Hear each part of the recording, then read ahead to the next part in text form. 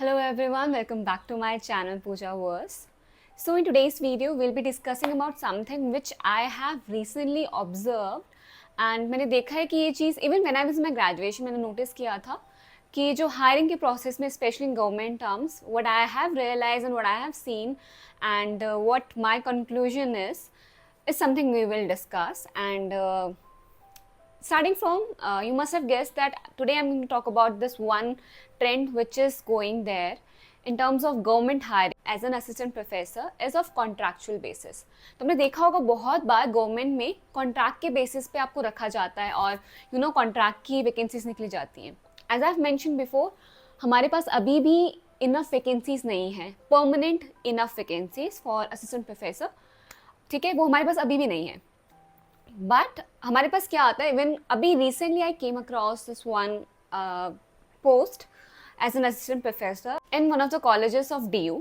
तो DU का एक कॉलेज था, वहाँ पे एक हायरिंग आई और कॉन्ट्रैक्ट के बेसिस पे था and they had vacancies like काफ़ी ज़्यादा. मेरे सब्जेक्ट में मैंने जैसे कि कहा है, my subject is mass communication journalism. इसमें गवर्नमेंट में मैंने बहुत ज़्यादा वैकेंसीज नहीं देखी है, but there vacancies of like I guess 25 और 30 वैकेंसीज थी. So I was very happy.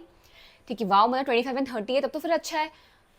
But later on I actually filled the Google form and I also got shortlisted, ठीक है, for the interview because I was fulfilling all the eligibility. मैंने जब वो list देखी तो list में देवर candidates like 150 कुछ candidates थे. ठीक है, नाउ व्हेन आई थॉट कि मतलब मुझे ऐसा लगा था कि जब शॉर्टलिस्ट होगा तो शॉर्टलिस्ट एक्चुअली से किया जाएगा 30 है, 60, 90, 150 से ज़्यादा बच्चे थे शॉर्टलिस्टिंग में. तो एक बार इससे पहले भी लास्ट ईयर मैंने कॉन्ट्रैक्ट के बेसिस पे ही गवर्नमेंट में एक जगह दोबारा मैं इंटरव्यू देने भी गई थी. वहाँ पे जाके आई रियलाइज, ठीक है, it was again a state university. ठीक है, that was a state university. वहाँ पे जब मैं गई थी तो मैंने देखा कि जो वहाँ पे ऑलरेडी प्रोफेसर्स पढ़ा रहे हैं ना कॉन्ट्रैक्ट के बेसिस पे, and that contract was for like 7 or 8 months का था, तो वो दोबारा आए थे and they were somewhere very very aware about the fact कि उनका दोबारा से सिलेक्शन होना है. तो मुझे तो इस मतलब लास्ट ईयर ही जब मैंने वो चीज़ देखी थी तो मुझे रियलाइज़ हुआ था कि मतलब ये एक नया ट्रेंड चला हुआ है कि ये लोग क्या करते हैं, परमानेंट वैकेंसी निकालते नहीं है, परमानेंट वाली लेवल की सैलरी नहीं देते हैं. कॉन्ट्रैक्ट की सैलरी हमेशा से वेरी करती है. लाइक अभी एक सेंट्रल यूनिवर्सिटी में आई थी एंड दे वो ऑफरिंग 40,000. ठीक है, which I don't think is enough. अगर आप कॉन्ट्रैक्ट के बेसिस पे भी कर रहे हैं असिस्टेंट प्रोफेसर के लिए, तो मैंने तुम्हारी सैलरी देख के मैंने सोच लिया था कि मैं नहीं दूंगी. ठीक है, सेकेंड न DU वाले फॉर्मेट में it was 50,000.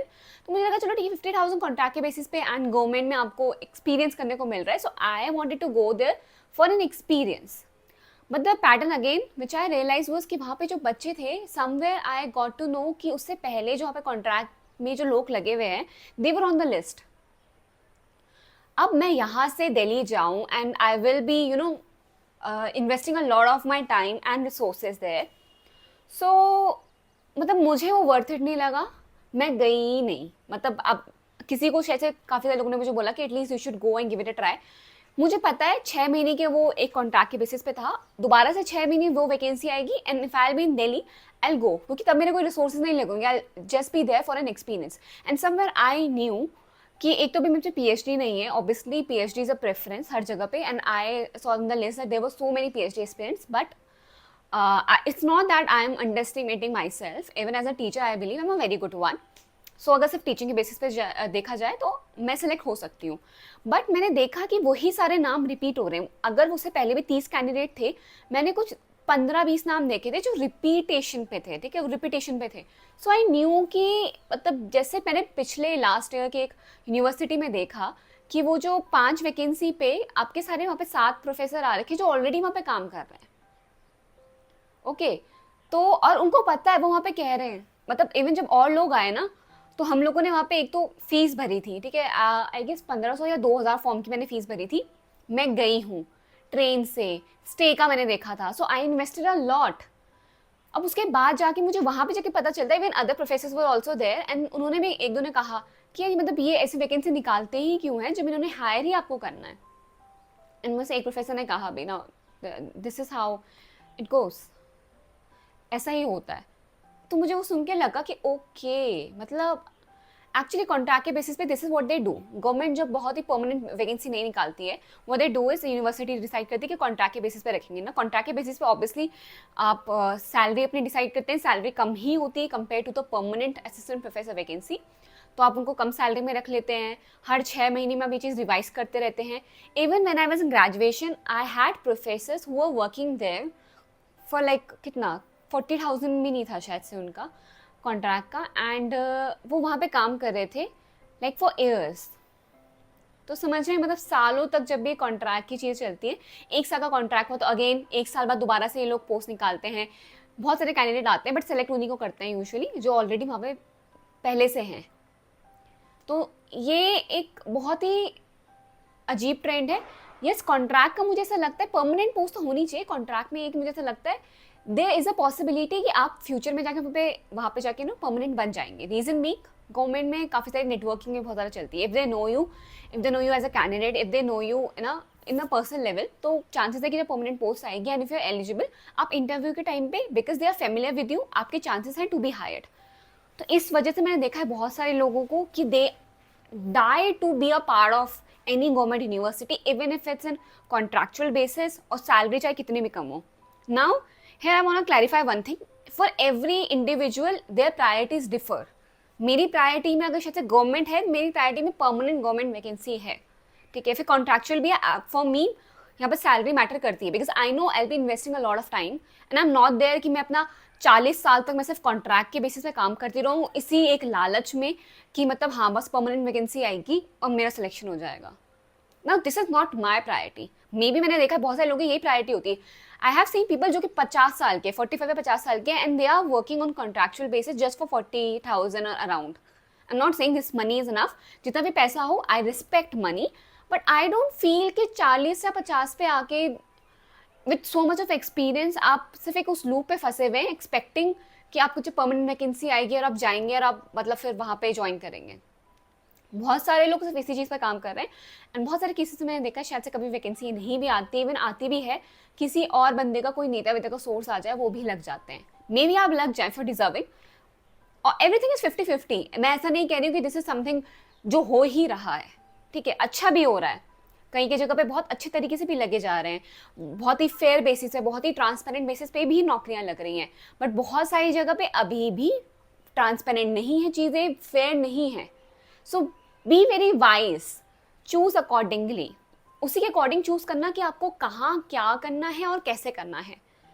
And be ready with all the struggles. अगर आप इस फील्ड में आ रहे हैं you will have a lot of dicey situations where you will be confused कि ये करना चाहिए नहीं करना चाहिए. so prepare yourself. like I have somewhere अभी तक मेरे माइंड में काफ़ी सारी चीज़ें क्लियर है कि मुझे कैसे कैसे चीज़ें चाहिए. And so many of you ask me आप गवर्नमेंट के लिए ट्राई नहीं कर रही. मैंने पहले भी कहा था जो मेरा सब्जेक्ट है, एक तो गवर्नमेंट में वैकेंसीज नहीं आती हैं. हरियाणा में अभी एक आई थी तो there was only 1 vacancy for the general candidate, 1 vacancy and applicants for so many. मतलब मे बी लग जाए, आई एम नॉट सेइंग कि नहीं लग सकती है बट वैकेंसी कम है. वैकेंसी ऑफकोर्स आएगी, I will try. Who doesn't want it. Government की जॉब में ऑफकोर्स दे पे यू वेरी वेल एंड अगर आपको अपनी स्टेट में मिल जाती है, किसी सिटी में मिल जाती है, there is a very good stability. And if you someone जिसको एक ही जगह पे रहना पसंद है and you want to settle there, have a slow life, then you are good to go. But I have also seen professors who are working very good in private universities who are actually earning as much as the government assistant professor, even उनसे ज़्यादा भी. They have more knowledge. तो ये सारी चीज़ it's not about the government and the private. ठीक है. I have seen people जिनको घूमना बहुत ज़्यादा पसंद था, so they are constantly wandering around and वो पूरा because government में जाके you will settle at one place. So लोगों की प्रायोरिटीज़ के अकॉर्डिंग लोगों ने अपनी जॉब्स की चीज़ें मतलब बहुत ज़्यादा डिफर करी हैं. So if you are someone who wants to come into academia, just make मतलब be sure of the fact कि आपको कैसे कैसे चीज़ें चाहिए. अगर आपकी प्राइवेट में लगेगी आर यू ओके, या फिर आपको सिर्फ गवर्नमेंट ही चाहिए, so you will be consistent and you will keep trying and one day you will achieve it. ठीक है. So just be clear about that idea. और अगर मीन वाइल आपको लगता है कि ठीक है मैं प्राइवेट में थोड़ा काम करूँ, गवर्नमेंट में कोई वैकेंसी आती है, look for it, fine, good.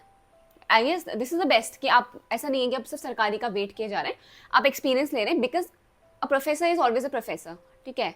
Beat वो गवर्नमेंट में है या प्राइवेट में है. If I am N assistant professor I teach in a private university but I am N assistant professor ना, वो डेजिग्नेशन मुझसे नहीं जा रहा है. ठीक है. सो आप कहीं भी पढ़ाएं, आपका डेजिग्नेशन आपसे नहीं जाता है. Clear? So be it government or private, it's up to you. आपको क्या चूज करना, what is your priority? And the trend which I have already told you about at a contractual basis पे, this is something very true. Please go and ask those who are already working on that basis. दो ये है कि yes, आप वहाँ से experience gain करते हैं, आप वहाँ से नेटवर्किंग लेते हैं, and whenever there is a permanent vacancy, there are higher chances कि आप सेलेक्ट हो जाएंगे. That is true. बट अगर आप yes उस टाइम तक वो रिस्क के साथ रह सकते हैं, then fine, completely fine, completely okay. But it's up to you. Your choice is your life. So think about it. Go around, news पढ़ो जितना हो सके, grab information as much as you can, so that you will be aware about this field, क्या क्या हो सकता है या क्या नहीं हो सकता, and everything in between.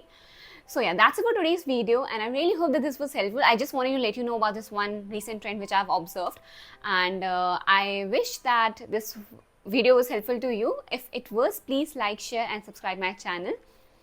And yeah, I'll see you in my next video. Till then, tada, bye bye, take care.